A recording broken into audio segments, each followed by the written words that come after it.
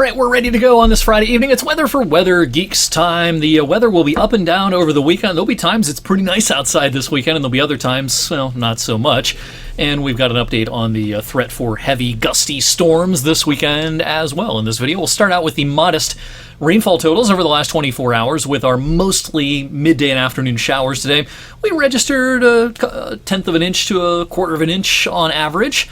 Nothing to write home about in terms of rainfall totals with this event. Now, future rain events, especially later next week, maybe kind of a different story, which we will talk about in this video as well. But the rain pretty much gone as of the recording this video at about 7:20 p.m. Our camera here in Boardman shows a little bit of dampness still on the pavement, certainly, but there's not much falling from the sky at this point. The showers are exiting as we speak, and there's been some lightning and thunder up over Lake Erie and up towards Ashtabula County, Crawford and Erie counties in PA. All of that lightning missing us to the north and to the east, although maybe you get a quick bolt in northeastern Mercer County here as we go through the 7 o'clock hour, and these light showers and sprinkles will fade away pretty quickly this evening. Did you know there's a solar eclipse tomorrow morning? It's not going to be visible here locally. This is a northeastern U.S. thing. The visibility will be good, except for the weather in northern New England. As you go up towards Maine into Atlantic Canada, about 80% coverage of the sun's face by the moon first thing tomorrow morning. The problem will be clouds up there. It'll be clearer the farther south you are, but of course this becomes less of a significant event as you get down towards New Jersey, southeastern Pennsylvania, and parts of the Hudson Valley as well. Better sky conditions, but, you know, a 20% solar eclipse is really nothing all that special. You know, we just a year ago had a total solar eclipse, and you remember me preaching from that event. There's a huge difference between a 100% total solar eclipse and even a 98% solar eclipse. There's a big, big difference, and certainly once you're down into 20 to 30%, that kind of a thing, it's hardly even noticeable. And again, this is not going to be visible for us in our part of the country. Even if we had a crystal clear sky tomorrow morning, this would occur before sunrise at our latitude in eastern Ohio and western Pennsylvania. All right, let's talk about this weekend forecast because there's a lot to get to. There's going to be times, again, it's going to be pretty nice outside. There's going to be times it's kind of gloomy, like tomorrow morning.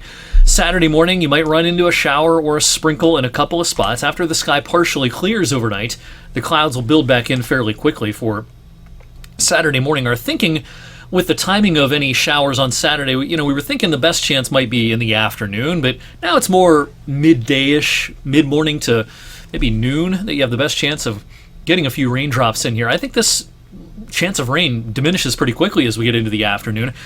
Tail end of the afternoon, we should be up in the 70s in a lot of places. There'll be a gusty breeze, but I think there will be some intervals of sun. This is going to be overall just a pretty nice final Saturday afternoon of March. But then here comes a good chance of wet weather. Everyone, just about everyone, I think will get wet Sunday morning. This rain pushes back in a couple of hours or a few hours before daybreak on Sunday. This will be the wettest part of the day on Sunday, first thing in the morning, and I say that because models are advertising a pretty good dry slot working in as we go into the afternoon. I think we're going to spend some time, a lot of time, in this dry slot. I'm not sure if the sun comes out as strongly as this model depiction shows, but we should at least see some intervals of sunshine Sunday afternoon, propelling temperatures back into the upper 60s, 70 or so, will be a possibility. So again, we get wet first thing in the morning, but it's not an all-day washout on Sunday. But then just like Saturday night turns wet, Sunday night turns wet, and this will come with the approach of our cold front. This has a better chance, this period, of there being some gusty winds and maybe a decaying line of thunderstorms. This model animation shows things at about 11 to midnight, a band of showers with likely some thunder pushing eastward. Now, this is going to be running into a less favorable environment. I think this line can produce some severe weather, some strong wind gusts, maybe even isolated tornadoes in western Ohio, parts of Indiana, parts of Kentucky. But as this rolls east, I'm not convinced that there's going to be enough juice left in the atmosphere for it to maintain its strength. Now, there will be a fair amount of wind shear overhead, and there will be some instability. It's probably just not a lot of instability. And so at this point, I'm not real convinced that we're going to have a big severe weather episode, even though we might have a couple of warnings in the middle of the night, midnight, 1 o'clock, or something like that.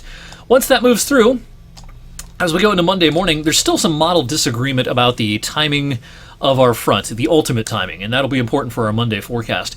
This model depiction is kind of a consensus, or kind of a compromise, I should say, between some of the slower modeling and some of the faster modeling.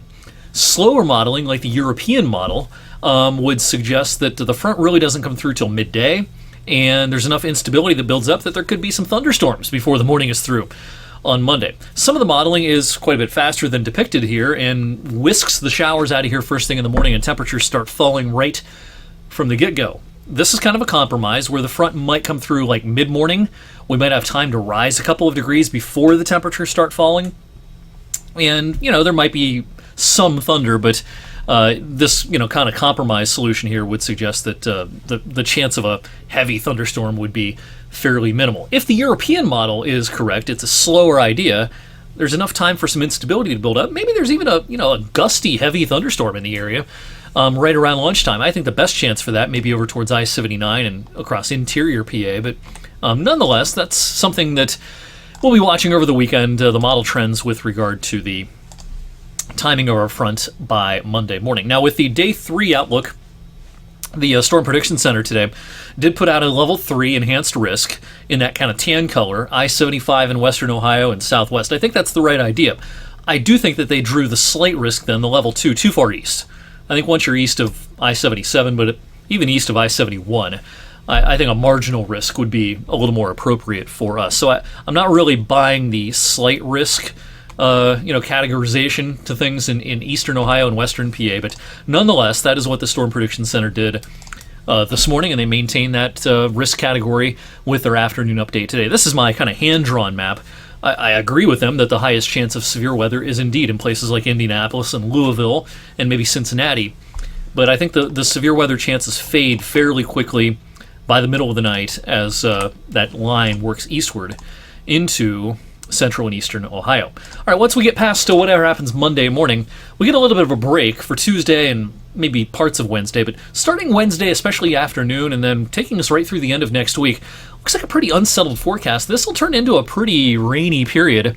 Less so in our area, more so to the south and west. I'll show you a map in just a second, but even though, we're not going to get in on the heaviest of the rain, it looks like at this point, I think between now and next Friday evening, we could see up to a couple of inches worth of rain, and that could lead to some rises on area rivers, especially late next week. Now, I do think flooding could be a bigger deal for the river system around the Ohio River.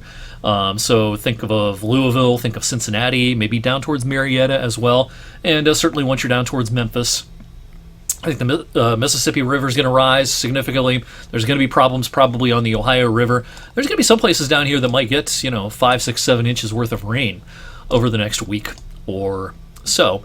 So that being said, we'll keep an eye on things. Again, some rises in our area rivers will be a possibility late next week, but I kind of think the heaviest rain axis is likely to be to our south and to our west. All right, it's Friday, so we got an update from the Climate Prediction Center on the weeks 3 and 4 outlook, and this is what they went with today. So this would basically cover kind of the middle of April. The highest odds of above average temperatures in the southern tier of states and up the East Coast.